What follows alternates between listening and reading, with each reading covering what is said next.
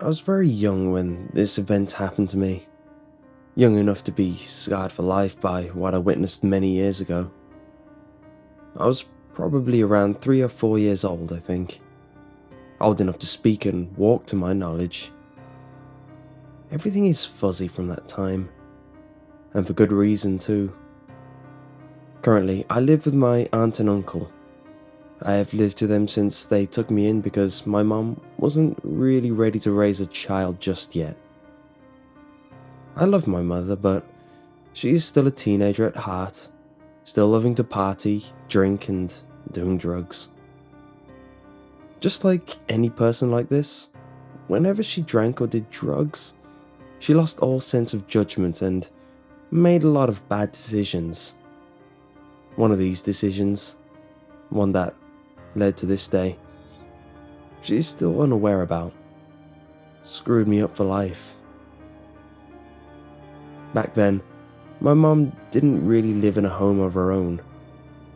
She sort of just stayed the nights at her friends' houses, bringing me along with her.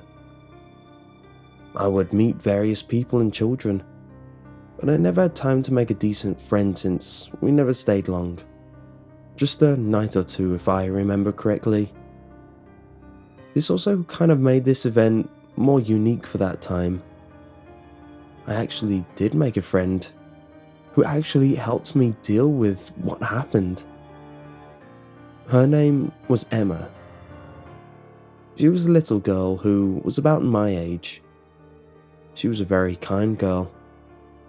You could probably say that she was my first official friend. This event that I keep mentioning is the reason why I'm terrified of the dark. To tell the truth, it really screwed me up since, even though I'm aware that there is nothing in the dark, there is a subconscious fear I feel every time the lights go off. Another weird anomaly of this event is how well I can remember it. My memory isn't that good. It was a dark and empty night in the small town my mum's friends lived in. Outside, you couldn't see anything except for what the street lamps were illuminating. My mum's friends lived in a small house in the middle of what I could call nowhere. My mum, her friends, Emma, and I were all hanging out in the living room. I was in the corner, playing one of those educational computer games on the small computer that my mum's friend owned.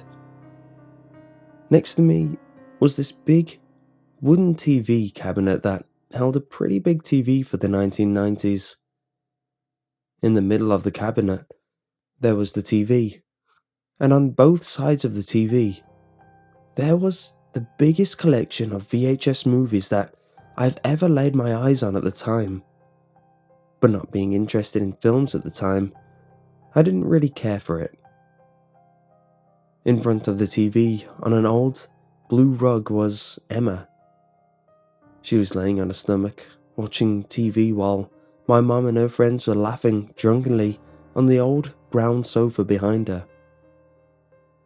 They continued their merry little party for a couple hours until my mum eventually became exhausted and decided to go to bed. Before she left though, I remember seeing her turn around in the hallway to her friends and telling them to put me to bed in 30 minutes. Then, she went off to bed. That is when I got bored with the game and turned on the TV to go watch whatever was on with Emma. But, right as I sat down, I heard one of Mom's friends tell her to go to bed, and of course, she obeyed, leaving me alone. Since she left, my mum's friends then picked me up and placed me on the sofa. They looked at each other and then laughed. "I think I have a show you can watch before bed," one friend said as he grabbed a VHS from his collection. The VHS was pure white, but a little beat up.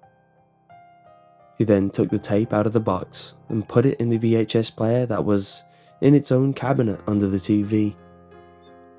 He then whispered to the other friend as he pressed play. His friend laughed at whatever he said. "Now, don't you move," the man said as he and his friend laughed and left the room, leaving me by myself. The TV suddenly flared on with a bunch of static for a few minutes. Then some faint carnival-like music could be heard.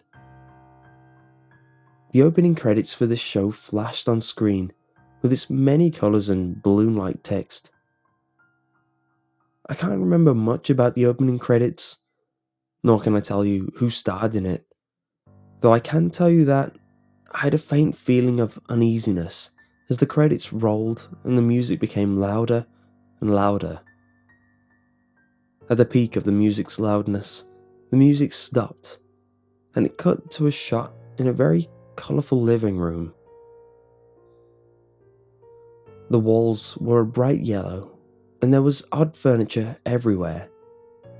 It was a bit obvious that this was just a TV set that was hastily made, since some walls were more crooked than others, and some of the photos on the walls were tilted. That's when a man in a white lab coat hopped in from the right. If I remember this man correctly, he was a very jolly, skinny man who to me looked a lot like Bill Nye the Science Guy, but a bit more crazy. He began to talk to the camera, just like anyone in children's TV.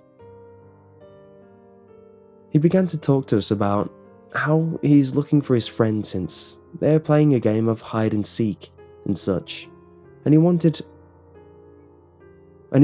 our help to find him. Eventually he found him, and that's when we learned his friend is actually a ventriloquist puppet who sort of looked like Charlie McCarthy in a way. The episode continued on like any regular kids show. Nothing bad or anything.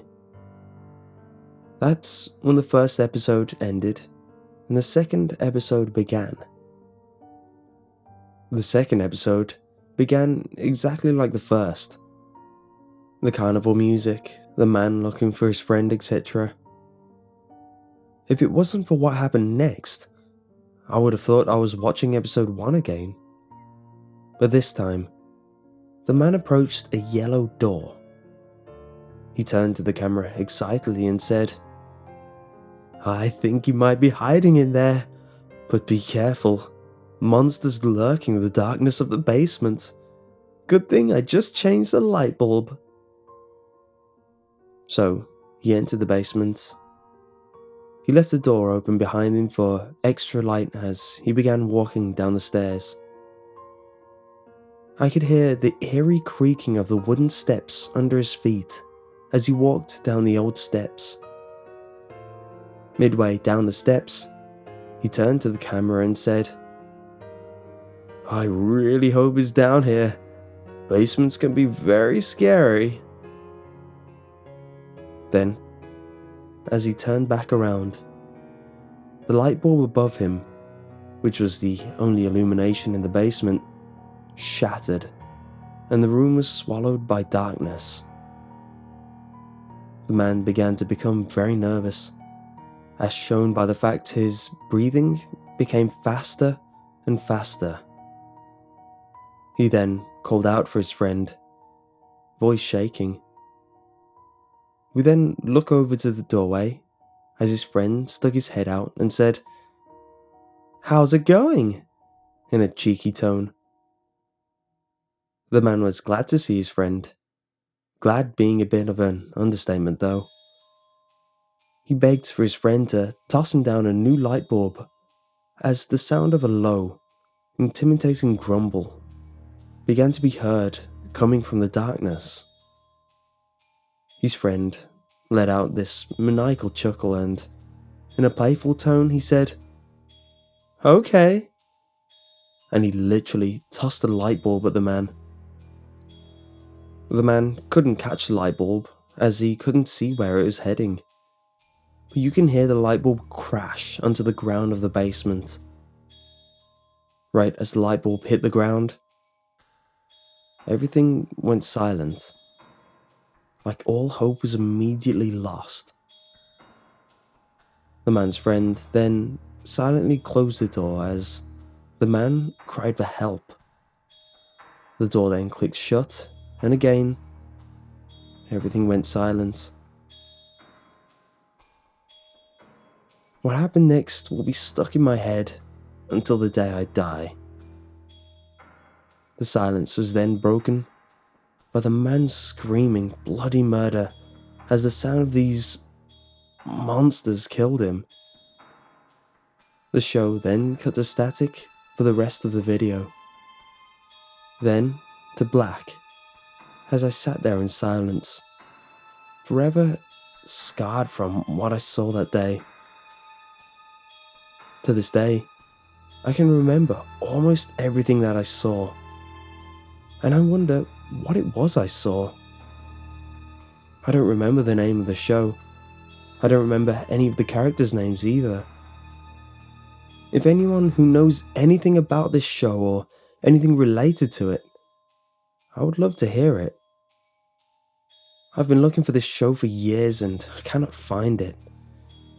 It has been tormenting me subconsciously, and all I want to do is watch it one more time and confront my fears.